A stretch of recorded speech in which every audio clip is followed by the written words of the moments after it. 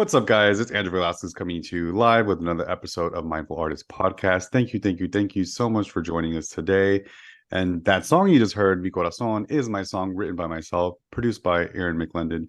Make sure that you go and download it wherever you stream your favorite music. And as far as this podcast, make sure that you share it. Give us the stars, give us the reviews, share it with people that you love so they can see it in their algorithms as well. And if you're a creative person that balances spirituality while being an entrepreneur, email me. Maybe you'll be a guest or someone that you know. And you just have to send an email to mindfulartistpodcast@gmail.com. You guys, I'm so excited. It's a full circle moment today. I have someone very, very special that I'm so proud of, that I've looked up to for a long time for so many reasons. So it's just kind of an honor to have this individual here with us today. But before I introduce them to you, I want to give you a little bio and talk to you about who our guest is. And who is this guy? Who is he? This is your one-stop shop, you guys, for all things balancing creativity, spirituality, entrepreneurship. Torri Shack, you guys. We have Torri Shack with us today. Here we are. He is a CEO, founder of Tangible Movement, a nonprofit, is a transformative advocate at the nexus of mental health and LGBTQ+IA issues. Torri is a two-time attempted suicide survival, just like myself, so I can relate, recovering drug addict and alcoholic, and identifies as a transgender using he, him pronouns. He graduated magna cum with a degree in history and international relations from the University of California in Santa Barbara. Uno más. Beyond his advocacy work, he is a successful entrepreneur as the CEO and founder of Resilient Consultancy, specializing in small business and nonprofit consultations. His advocacy is deeply rooted in his experience with addiction, depression, longstanding mental health challenges. Founded by Torri in 2006, Tangible Movement has gained recognitions for its efforts to break down the stigmas associated with mental health, suicide, addiction, LGBTQIA+2+, equity, and gender identity. The organization achieves this by offering resilience training workshops and lived experience perspectives, presentations at educational institutions, corporations, and conferences throughout the United States. Torri's own lived experience and insights serve as the foundation for these transformative programs, amplifying their impact. In addition to leading Tangible Movement, Torri serves on the board of directors for the National Alliance on Mental Illness, also known as NAMI, Northern Nevada. He is a certified educator and facilitator for NAMI's mental health initiatives. Their contributors also extend to the Lived Experience Advisory Committee, LEAC, for the Suicide Prevention Resource Center, a certified educator for American Foundation for Suicide Prevention, and lastly, serves on the board of directors for our center, nonprofit advocating for Northern Nevada's LGBTQ+ community.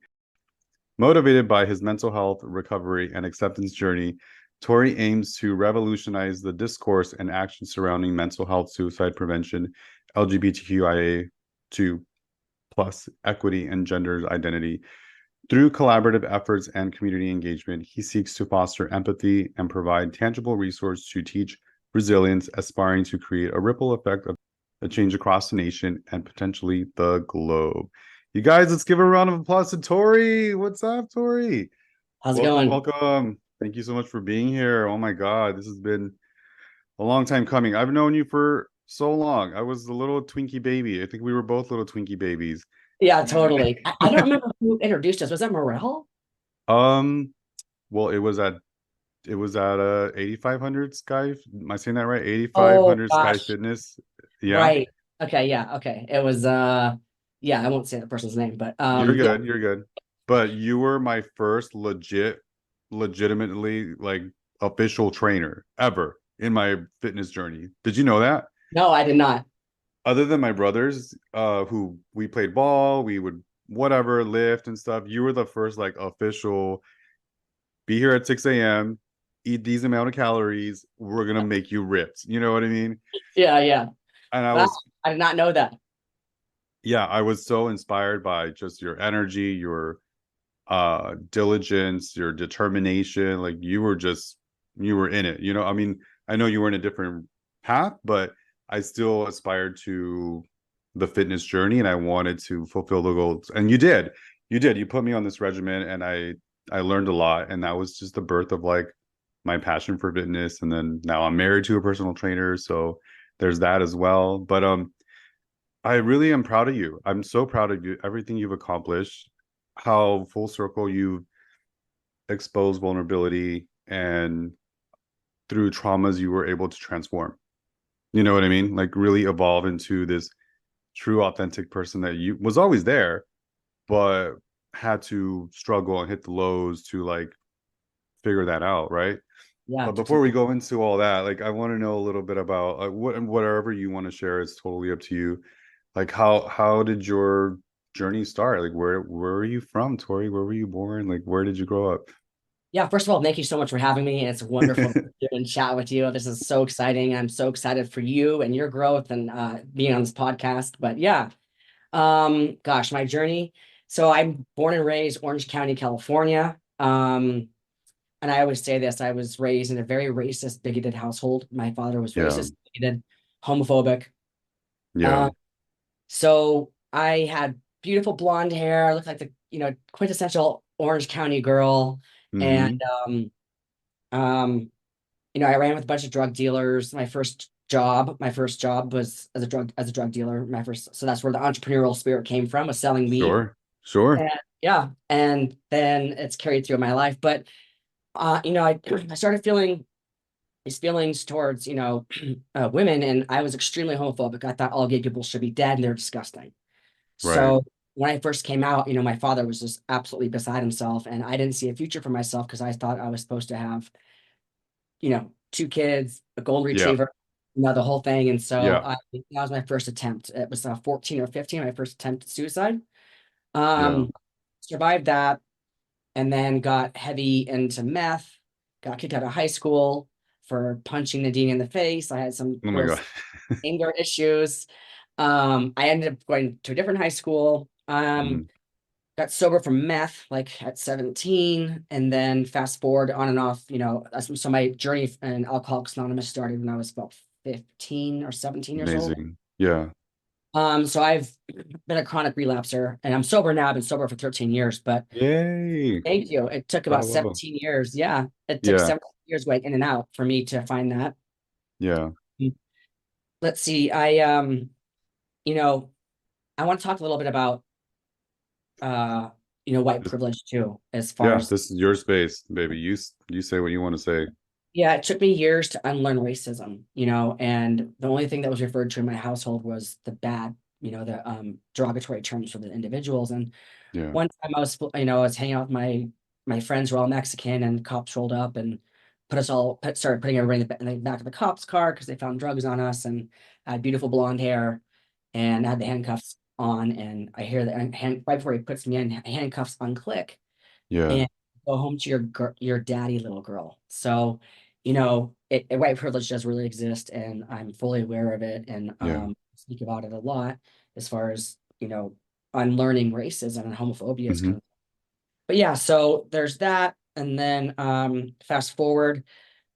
My father wanted me to be a attorney or a doctor. I'm Jewish. Hmm.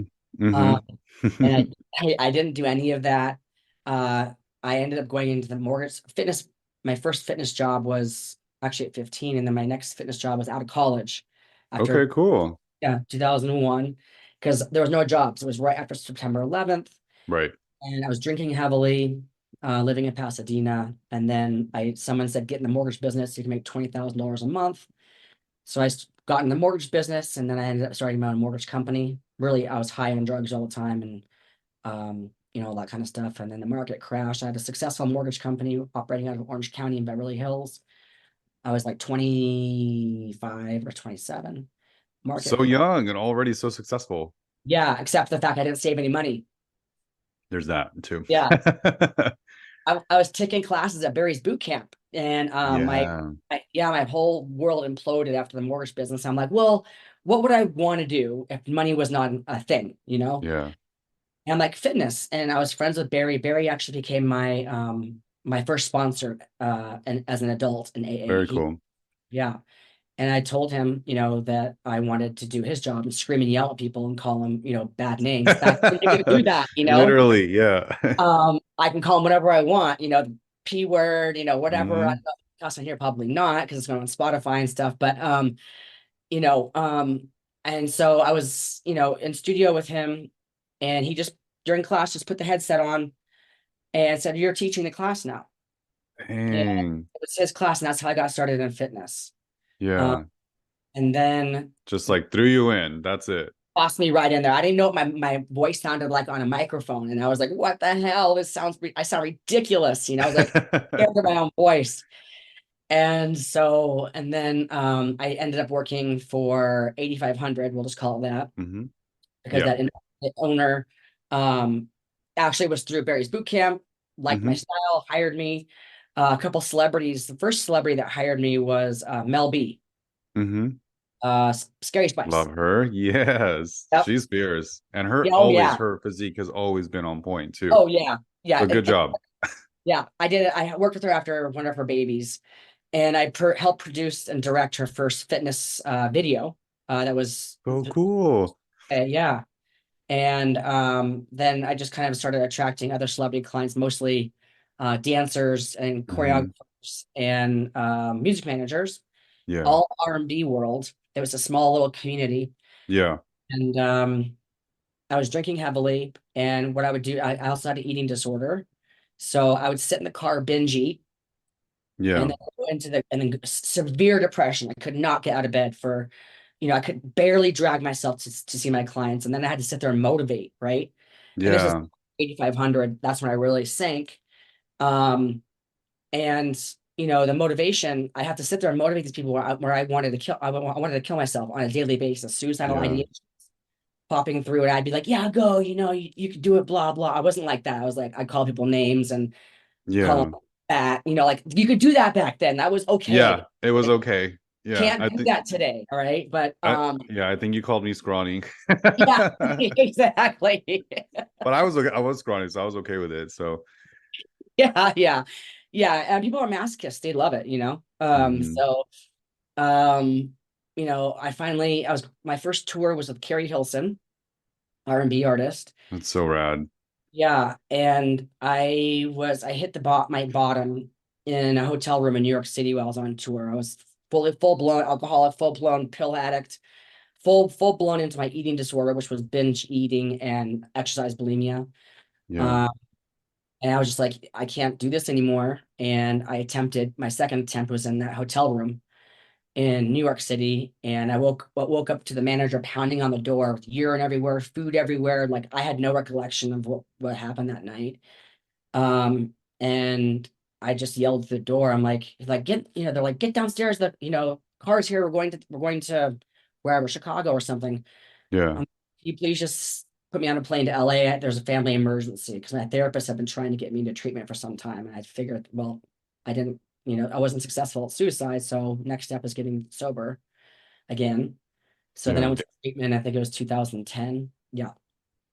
And, lost all my clients, of course, because I was using so heavily. And then I got out of that 2010 and 2000. I did some more training, met up with Miguel, the artist, R&B artist. We all love Miguel. Yep. Always looking good too. I didn't Thanks to know who he you. was when I first met him. I mean, his music manager reached out to me. He's like, "Hey, can you go on tour with Miguel?" With Miguel, I'm like, "Who's Miguel?" Like, how you not know Miguel? You Yeah. know, I'm like, That's "Okay, well, what do I maybe Google?" because he just went in like humble and not like starstruck, you know? I don't listen to R&B. I listen to like Fleetwood Mac and stuff. So like this was a total other world. I didn't know who Carrie Yeah. Hilson. Nobody. I worked with Lloyd. I Right. didn't know who any of these people were. And I'm like, well, what do I Google? She's like, Google Miguel Adorn. And I didn't. I didn't give it because I didn't care. I don't. His money's green, just like your money's green. Hmm. So on the contract, I wrote his name, like Torri Shack and Miguel Adorn, thinking Adorn was his last name. Got it. Not knowing the music. Oh my Yeah, God. yeah. That's And the hilarious. manager screamed at me. I knew her from another client. And anyway, I ended up going on tour with him. Gosh, for years. A For long time. Yeah, did a tour with him and Alicia Keys, and him and Hmm. Drake, and him and Trey Songz and Bruno Mars.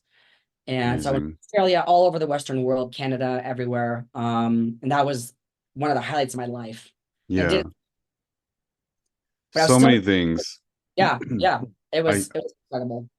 I'm sorry to interrupt you. I just in case our listeners or viewers, because this is on podcast but also on YouTube, and if you are visually seeing this, I just want to commend you and um acknowledge your vulnerability and being so raw and open about your experience and having suicide attempts. With like myself, I can relate. If you have any of those thoughts and you are experiencing chronic depression, you have help. You can just call 988. You can call us, a friend, but we were there for you. It's a normal human thing to experience at one point of your life, and there's a light out of that darkness, you know what I mean? And I mean, just wow, like what a journey. Like, and I'm grateful that I was kind of like in there. I met you through that. I mean, it probably wasn't the highlight of your LGBTQ. life, but it's Yeah, okay. yeah. I think we're all like little lights, right? We're all these tiny little lights throughout the globe and interacting and cross pathing each other's journeys. And we're the whole point of it is to like inspire each other and reignite each other's light. But with light attracts darkness too, and that can be a lot of like dark depression and substance abuse and other kind of obesities, etc., and mental health in general. So the fact that we're having this dialogue is the whole point of Mindful Artist podcast. The fact that two individuals are able to be open, raw, authentically themselves and say it's okay that we messed up, it's okay that we went through these struggles. It shaped us, you know what I mean? And now we're gonna hopefully be out there and inspire another younger individual, LGBTQ plus IA, POC, Latinx, whatever it is. I call you guys my kings and queens and all in betweens, right? Know that there's somewhere out there for you. There is a tribe for you, and we are proof of that. You know what I mean? The fact that we have survived both two suicide attempts at different ages and different parts of their lives, and we're still here, and we still have a purpose, and we're still being of service to humanity in general. So I just wanted to commend you on that and congratulate you on so many things. And I mean, how was it being a personal trainer and like rock and roll person with other celebrities? Like, how was that experience? Like, how did you even balance that? Like, that's so crazy to me. Yeah, first I just want to mention, yes, 988 definitely. Actually work directly with 988 on some projects. So if you're, feeling suicidal or you're in crisis or whatnot, you can dial or text 988. It's a crisis suicide hotline. But when I was working with all the celebrities, I also trained Lionel Richie, was on tour with him. Um, Wait, who was that? Lionel Richie. Oh, that's right. I did see that picture. Oh my God. Yes. I Yeah. can't wait to post all that. Yeah. And I love so him. the way I managed it is, I'm not starstruck, and some of my other friends who are trainers would party alongside the artist, right? And they Yeah. ended up fired. So I would just do my job. Like I was tasked. I had to be with the artist 24 hours a day, Okay. of my job. So if I'm in the hotel, they're at the hotel. If I'm at the venue, I'm at the venue. If they're out eating, I'm out with them. Like I'm just with them all the time on the tour bus. We're sleeping in the same tour bus for whatever. But um, Maybe like navigating their like form and their nutritions food, and yeah, breath everything. work, stuff like that.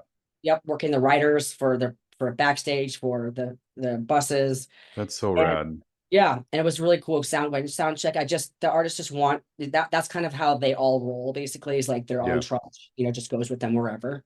Yeah. So I just stayed, out of their personal business. I just kept it super professional. And I when they'd go out party, they'd invite, I'd decline. And Mm-hmm. that's what kept my Good job. job. Yeah, Good I kept job. my job by staying sober and just really keeping it professional. I had a great time. It was like the time of my life, getting paid Yeah. to travel, stay in the most luxurious hotels, Also doing what you love and like what's oh your yeah, passion. Yeah, like yeah. that's crazy. And then being around people who were put on the planet to do exactly what they're doing and see their passion. Yeah. Like I remember That's standing behind Alicia Keys when she was singing her Empire State of Mind. I was on stage with her, but behind the mm, curtain. yeah. I just remember feeling she was at an arena, I think it was O2 Arena in London. This energy, just like whoop, like Mm-hmm. I felt it with Miguel, but with this just this, this energy just being thrown at her, and I Yeah. can feel it from behind, just, by the sound engineer. And It's magnitude. yeah, I'll never forget that feeling and how amazing and how grateful every day I was to be able to work with these amazing, talented individuals who just literally change lives through their music. Yeah. I mean, that's part of it too. That's what's why you were in that field for so, or you are in that field for so long, is because of the practicing of the gratitude and giving thanks and being professional and showing up, every day consistently. I think that speaks volumes on, your portfolio and your work ethics. I wanted to ask, if you had any practices or routines that you have placed to nurture your spirituality, your creativity, like also while running a business. Today I do. When you're on the road, it's very difficult Yeah, because yeah. you go to sleep and you wake up in another country or you wake up in another city. You're just like waking up to survive. Yeah. Yeah, literally, it's like survival mode, but it's like, and I put my running shoes on, and when it's on the road at that time, like running and still running today is my like meditative and my emotional, mental, linchpin. So I would know the artist was passed out because they were partying the night before. And I Yeah. know I'd have like an hour of time on my own. So I would put my running shoes on, and like if I was in France, whatever country I was in, whatever city I was in, I would run. Yeah. And that was my thing. And it is today. So I'm super regimented. And this is how I maintain my mental health. I Yeah. don't necessarily suggest, do all of this, but for me, this is what Hmm. works. I get out of bed every day. I wake up at 3 o'clock in the morning. Okay. I run at 4. Like this morning, I went for a run. I do about 6 miles. I run about 25 miles a week. Um, and then I sit, I take 4 hours. It takes 4 hours for me before I can talk to anybody, right? So I run and I come home, I stretch, and then when I'm running, I stop and I say 10 things I'm grateful for. My higher power, you can't see it because it's right behind the computer, but my higher power is the mountains. And I see them as the Sierras. I'm at the base of the Sierras and they're just gorgeous. So for me, like when I was in Santa Monica, my higher power was the ocean. And I would stop at the ocean and say, and pray to the ocean, like give everything up to the ocean that I couldn't handle on my plate. And always say 10 things I'm grateful for and 10 things I want to manifest. And I still do that today. And then at night, I go to the gym after work. And then I go to bed Amazing. 8 o'clock. I love that. That's what I'm talking about, you guys. Like this consistent, selfish self-love, practicing gratitude for yourself. It's like when you're on the plane, like how are you going to help somebody else if you haven't helped yourself first, right? So the fact that you're consistently setting this time aside for you, for Torri, for self-love, self-care, then you're able to be of service, then you're able to function and like communicate and provide your energy back to the practice that you're pursuing or being of service to others. um that's so funny that you do that too. I'm a cardio junkie. I love running. I grew up in East LA, High, so all we had was like hills, so Yep. running was like our thing, or riding the bike or playing ball. Johnny is the one that taught me more like, structural metabolic conditioning training, which that's like his passion, and I get it. I um hate I, it. I know. I get bored of it though, right? Like that's the thing. Like it's like, okay, I get it. You can go higher now. You can lift heavier now. You can Yeah, yeah. you can I do do an it. extra rep. I get Yeah. it. I understand the logic and the science behind it, Yeah. but those mountains, those Rocky Mountains, when you're running, they're running with you and you're side by side with them and you have a purpose and you have a goal to accomplish. And I have something similar to that. If it's okay with you, I can share Yeah. this practice. It's very similar to what you shared. It's My therapist taught me this as well. It's called the sensory reset exercise. So essentially, you're going to run or hike to get to a destination, a goal that you want to accomplish and finish that morning.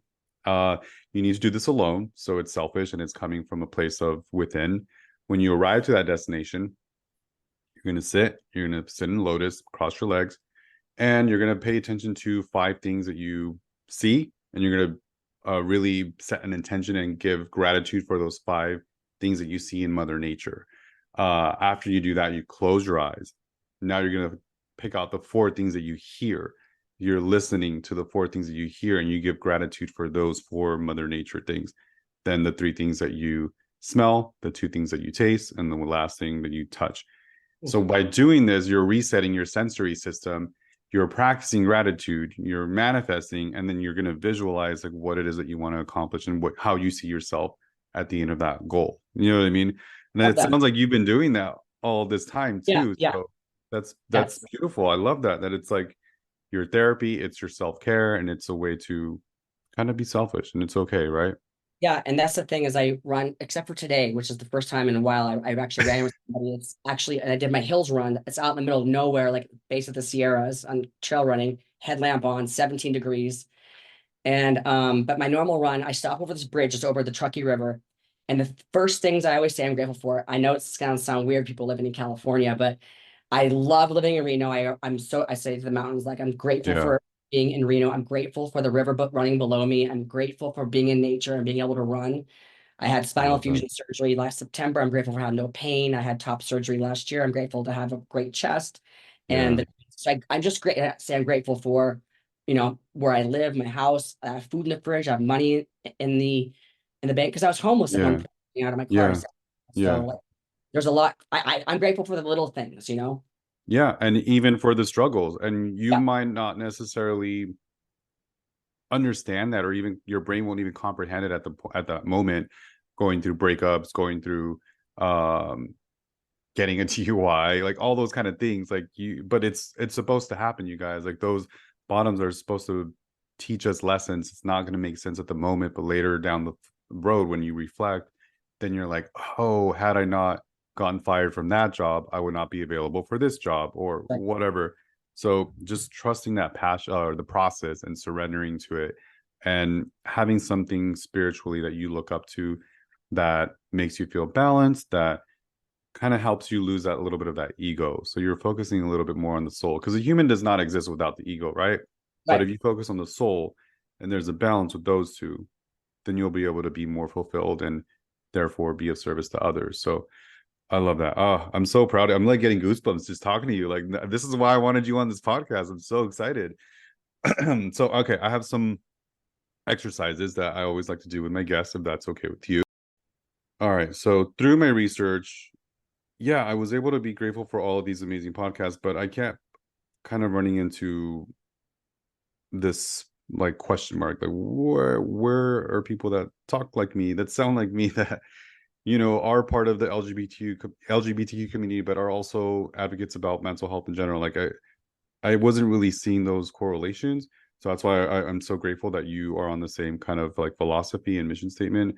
Um, and so I'm going to pull up this keynote that I wanted to share with you, a little bit of an exercise. And this is just through the research of learning about our brains and how it functions. And so this is a keynote that I created that I like to call Elevate Evolution, and which fears are real and which ones are imagined. And I feel that you're like the perfect person to talk about this with. And I would love to get your insight on your thoughts on this. So here are the facts, you guys. Humans are born with only two fears, legitimately. The human baby species. The fear of falling. And I was like public speaking and death.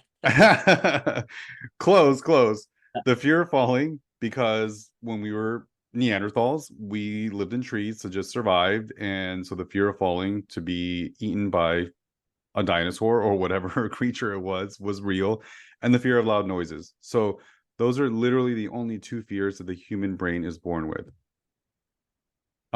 Like I said, these are the only fears that are built into our brain security, and they emerge as soon as we are born. These are studies that were done in the 1960s with Eleanor J. Gibson and Richard D. Walk. They did something that was called the baby visual cliff, where they had a bunch of infants that were just learning to walk, and they had this fake cliff that they were scared of, but had their brain not ever known of a cliff, like why were they scared of this cliff? Like those are the facts. Another statistic that proves this is 1990 or 1919, John B. Watson and Rosalie Rayner did the little Albert Einstein, and it's a little torturous, so I'm not going to go into too much detail about this, but baby Einstein went through it to prove how powerful this brain can be of ours. All right, so if fear is a defense mechanism, this means that every single fear that we have inherited is learned.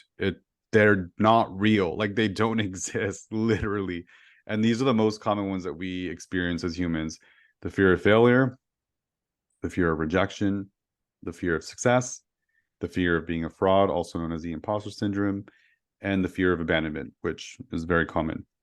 And again, these are all fears that we just kind of like inherited through our journeys, through like our environments, through, and we love our parents for what they were able to do, but through inheriting their traumas as well.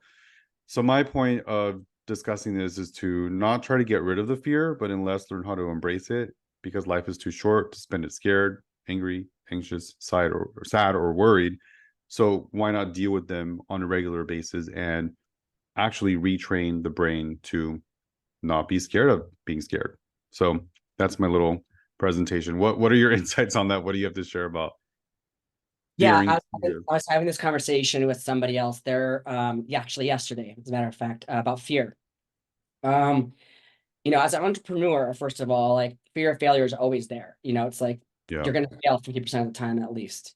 Mm-hmm. And I've had, businesses and they've been successful, they failed or whatnot. But, I was talking to this individual and they're not an entrepreneur, they're a 9 to 5er and they're afraid of losing their job. I'm like, what's the point in being afraid? You're either Yeah. going to lose your job or you're not. But Yeah. there's no point in the fear behind it, because all you're doing is, you're sitting there and you're creating all of this tension in your body. I know Mm-hmm. I know it's very difficult to like say, oh, don't be afraid, right? But Yeah. like my advice for that is like get into things that are altruistic, like Mm. volunteer someplace or do something, where you're being, if you feel like you're being of use, if you're afraid of that, you're not good enough, like the imposter syndrome, right? Yeah. Um, but I think they're all valid fears. I don't think it's necessarily the fear itself that's a problem, but how you react to it. Yeah, for sure. 100%. I love that. That leads me into my next question. From your expertise and through your experience, can you share any tips or advice for aspiring entrepreneurs looking to incorporate more creativity and being spiritual at the same time? Yes. Incorporating more creativity and being spiritual at the same time. As far as I consider starting business as a creative venture. For I sure. started Tangible Movement, I started Resilient Consultancy, I started a mortgage company, I started, and it all stems from, this burning desire inside. And I'm Yeah. not an artist by any means. Like I can't paint, I can't draw, right? But I can You're start still cutting. creative though, and you Yeah, you can create the body. You're yeah. drawing on that. Yes. And like being a personal trainer, my artist, I mean, my canvas was a body, somebody's Mm-hmm. body. I was able to Mm-hmm. mold and shape that. But yeah, as far as creativity is concerned, like, that's the most fun part about starting a business is the Yeah. creative aspect of it and creating it from scratch, being like, what's my Mm-hmm. logo going to be? What is Yeah. the name going to be? Like, oh, what's this, and that is so exciting. It's Um, fun too. I yeah, see the it art in really it is. too. Yeah. Yeah. And the second part of the question was spirituality, right? Yeah. Um, I Whatever that means for you. I mean, I got a little bit of it, but yeah. Yeah, so there's this product I've been trying to launch for a number of years, and there's actually fear behind it. It's not fear of failure or success. Okay. It's really bizarre. The product is built out. It's a tech product. I have a Cool. fear. I can sell anything, right? Yeah. I can sell fitness. I can sell da da da da da Mm-hmm. whatever. Well, I can sell other people's things. But when it comes to my own stuff, like I have a real hard time selling and asking for money for my own things. Gotcha. Yeah. So What what I what do, they go call ahead. that the elevator pitch, I think. Yeah, it's weird, and I know I'd be successful at this thing, so I'm waiting to launch it. My dev is being worked on, but regardless, there's a fear there, and so what I do to counteract that fear is when I'm running, I say the pitch because I'm going for funding. I say the pitch in my head out loud, Yeah. like I'm pitching to an investor, and I go through the whole spiel. Like I send the email out, and the email gets replied back. John, like, hey, I'd like to have it. I visualized it down to a T, and I then love it. I give it up to the higher power. I'm like, I don't know how this is going to manifest, but I know that in my heart of hearts, I feel like this is going to manifest, and I need your help. Please Yeah. help maintain positivity and movement forward so that I can realize this success. And Yeah. I do that when I'm running, and I also try to manifest it in my head, like I have that company. What does it feel like? Like you said, the sensory thing. What does it Hmm. feel like to be the CEO of this big tech company that's worth millions of dollars? Like, how am I feeling? What am I doing? So I try to put myself in that position, but with the use of my higher power. So cool. A couple takeaways for sure. I mean, you're tying in so much. You're speaking my language. Involving your passion for fitness, which is part of therapy essentially, and then you're tackling on these fears by almost genetically retraining the brain. So what happens is when you have those negative thoughts or inner saboteurs or little bitch voice or whatever you want to call it, everyone has a name for it. Yep. You're like, okay, I see you, I hear you, little bitch, whatever, Yep. but you give it an expiration date, and then what you do is you think of three positive qualities that you want to counteract that negative thought, and boom, genetically you have neurologically retrain that negative thought to be a good thought going forward. And the fact that you're doing this during your exercise, during your practice of manifestation, I think is genius. You know what I'm saying? Because it's tying in the full mind, body, soul experience. And I'm excited for this new thing project that you're gonna do. It's gonna happen. You're gonna be the CE motherfucking O or whatever you're gonna do. Like I know it's gonna happen. I see the Yeah. drive. I've felt your drive from when I first met you, and to see where you're at now, I'm so proud of you. Like I'm so happy that you're the person you wanted to be forever, and you're absorbing all the good things that you were worthy of, that you knew you were worthy of for such a long time, but all this stuff had to happen, right? Otherwise, how would you get there? So where Sure. are you at with that journey now as far as like your transition? I mean, if you want to share it, you don't Oh have yeah. to like. Absolutely. Yeah. So the last couple of years have been pretty rough. My mom died of COVID in 2020, and she was Sorry for mentally. your loss. Thank you. And then shortly thereafter, I lost my job.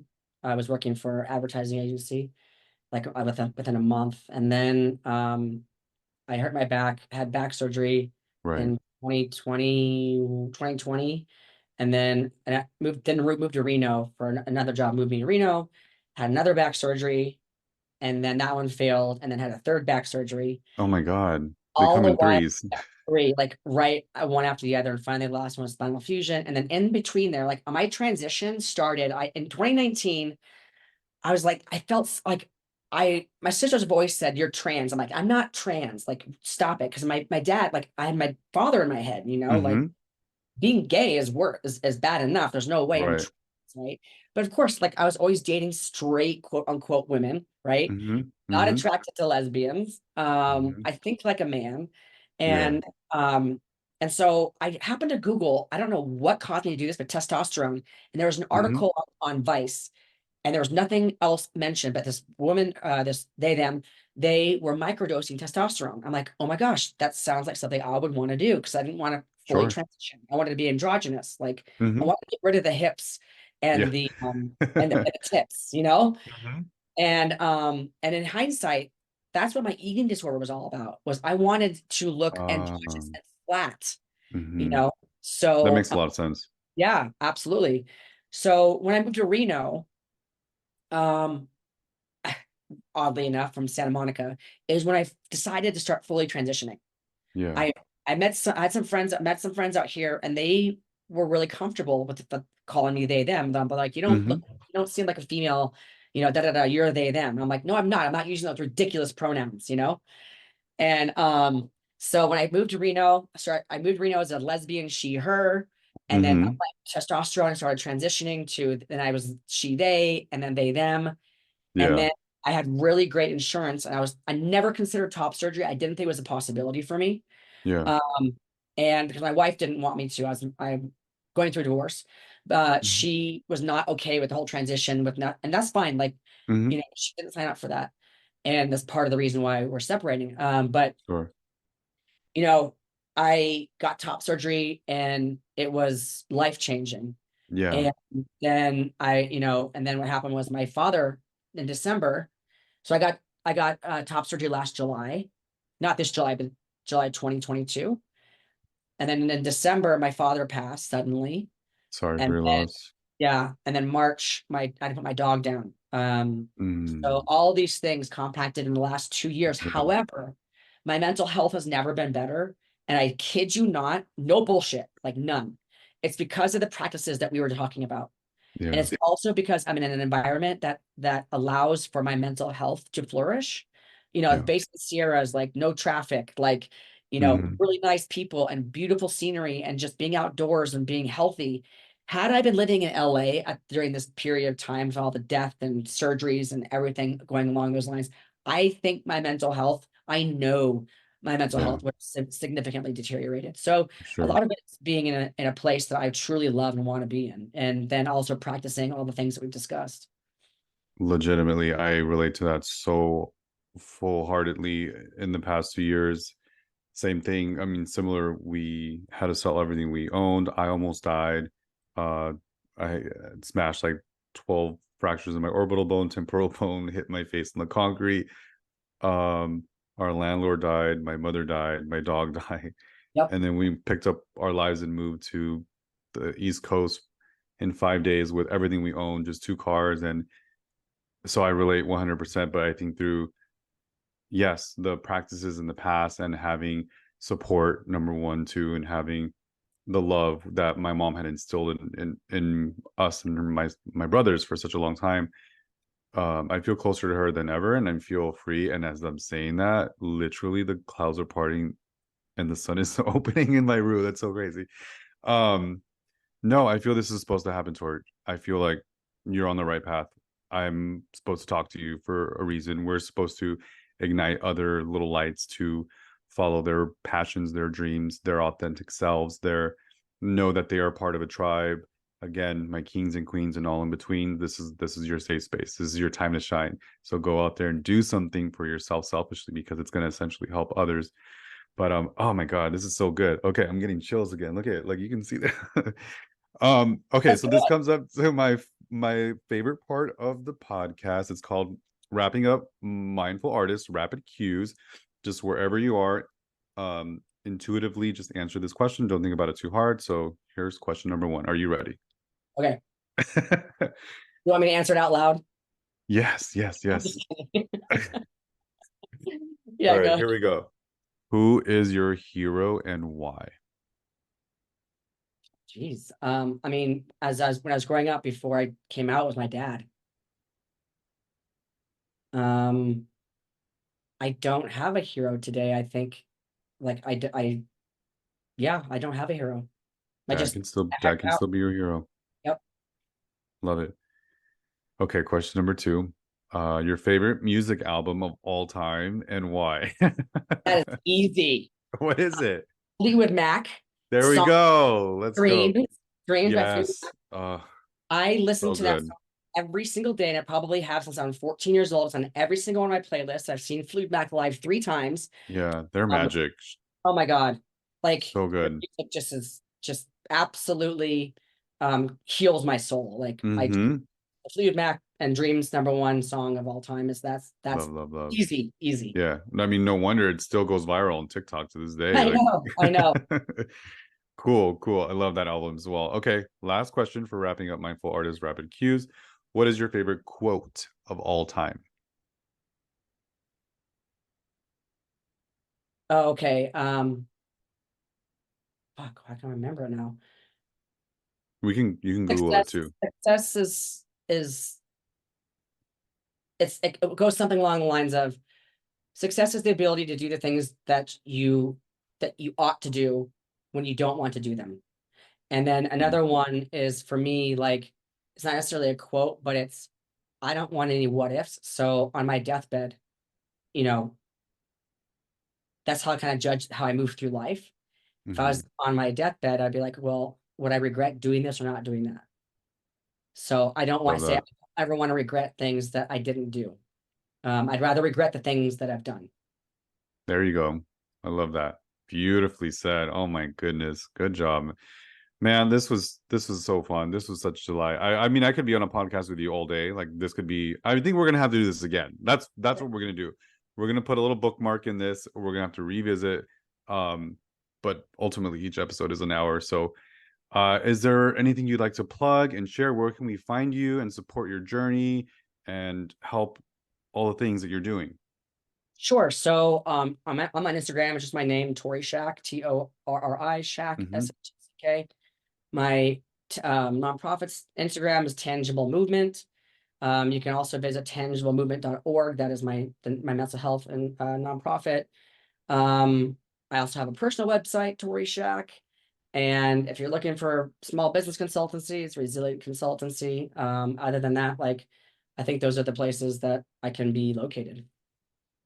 Very cool. Thank you. And I will add all of the information in the description of this episode for sure. Torri, thank you so much. You're a delight. I'm so proud of you. And also you're super hot. Like, you're a hot guy. Like, I'm into Thank it. I'm you. vibing it. Yes. I And I've actually done think I'm more gay men than I do by women. FYI. I've done your makeup as female. I need to do the men's grooming now. So it's a full circle moment for us. So let's Yes, go. I'm Let's totally book it. down. Yes, Photo shoot, the whole 9 yards. I'm down.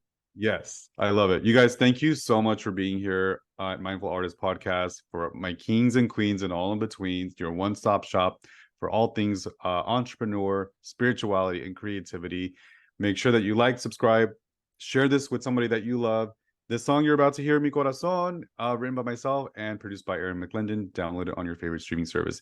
Until next time, make an impact in someone's life, and much love and light. Love you guys. Bye. Say bye, Torri. Bye. Thank you. Mi corazón.